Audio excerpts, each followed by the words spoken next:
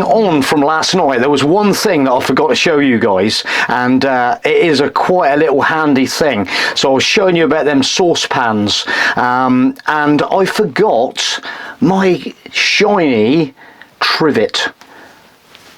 So how useful are these things in a motorhome?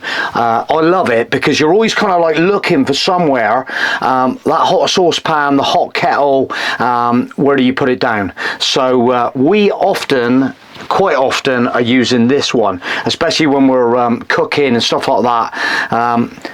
Trivet. So what does Joff actually do with his trivet? Well, what he actually does normally, what he likes to do is he will put his little chopping board up on the top there, and the trivet just sits on there nicely.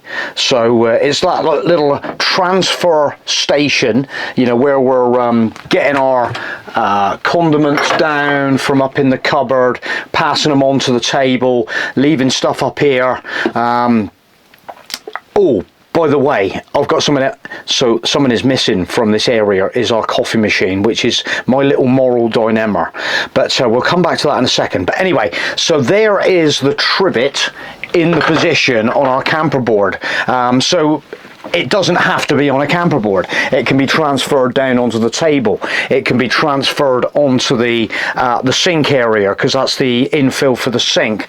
So but by leaving it up there, that's our kind of little sort of place where we sometimes dish up food on the table, and then you want to sort of plonk your saucepan down to let it cool down. But so there is an example, a hot kettle sat up there, but obviously you've got to be super careful and not knock it over or anything. But there is the trivet in position. And just to give you a rough idea, I find it super useful because the last thing you want to be doing is putting that hot saucepan on your work surface over there. And if we have got these like silicone-y things scattered around on a work surface to put our kettles on and stuff, our electric kettle and bits and pieces, milk frother for the coffee machine, etc. But the last thing you want to be doing is putting anything hot on that surface, because that goes, and we all know about that. How many people have dropped something on there and it's just gone? We see it all the time, motorhome forums. But and that's a great thing about sort of having these sort of rubber mats lying around on the surfaces also. If anything does tend to drop down, it might just save the day.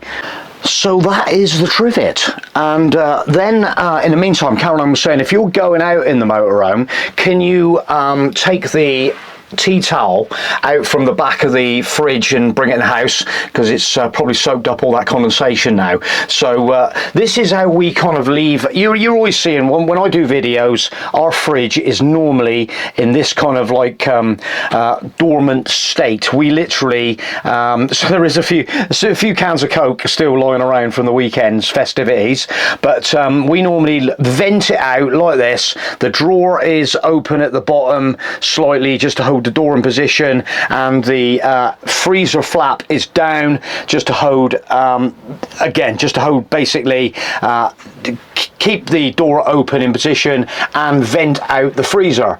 So it just makes everything nice, just there's no mustiness then developing in your fridge. But and the little tea towel that Caroline is on about is just lying in the back of here. So that's the one I must take in the house and she'll put in the laundry. But so all the icy condensation and stuff dripping down on here, where it just gets absorbed in that, and it just keeps the rest of the fridge super clean. So that is the right, I've got to remember to take that actually in the house, and she'll put it in the laundry.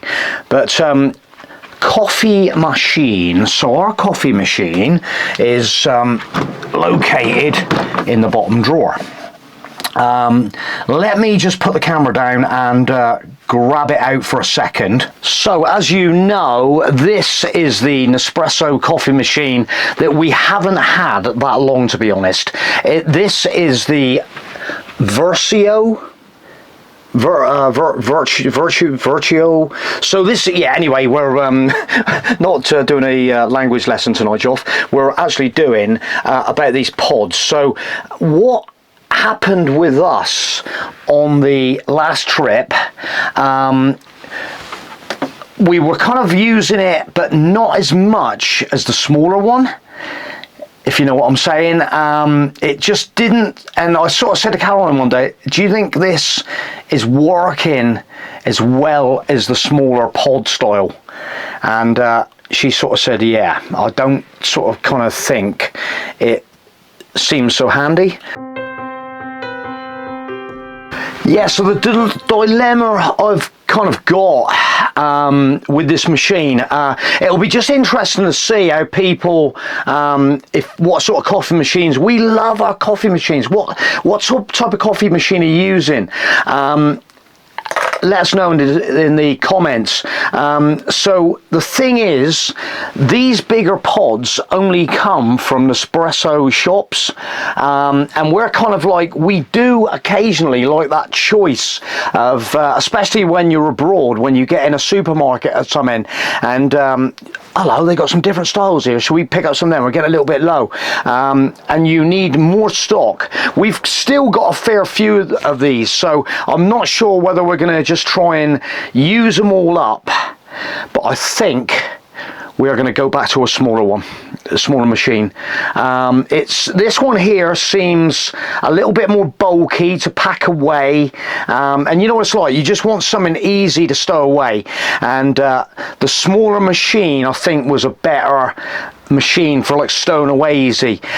Plus the fact these type of pods are horrendously more expensive than the smaller ones. Have you noticed that? And I was just having a look on the Nespresso website today actually, and some of these pods are quite like ridiculously priced per pod, you know. So that's what we kind of, you know, we were talking about this, the little pods.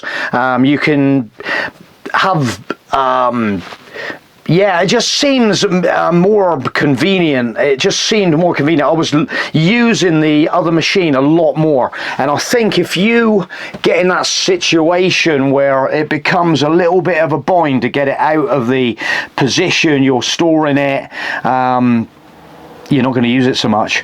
So I think this could be, with all these super duper pods, I think we're just going to maybe wind down the stock that we've got and try and use them up, be really disciplined and like whack through it before we end up going back to the small one. But we have seen a lovely smaller, back to the small pods. Make use of our pod holder again because that's become redundant.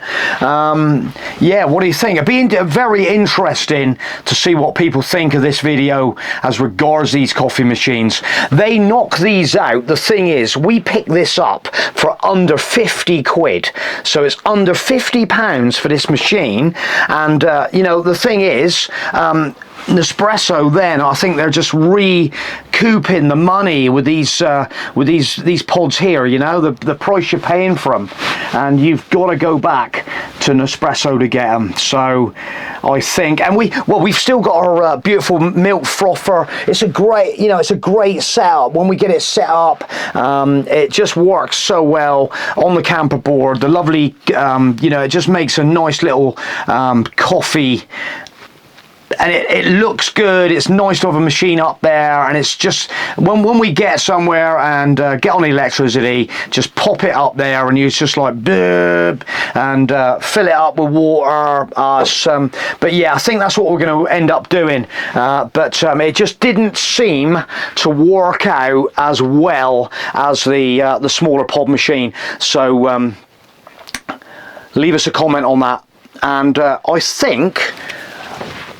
That is it, going to be it for tonight, and we might be returning at some point, maybe this week, next week, I don't know yet. We'll see how we get on. We're getting close to the weekend, and it is Glastonbury Carnival, remember that, just for the record, and we might have another video talking about Schengen.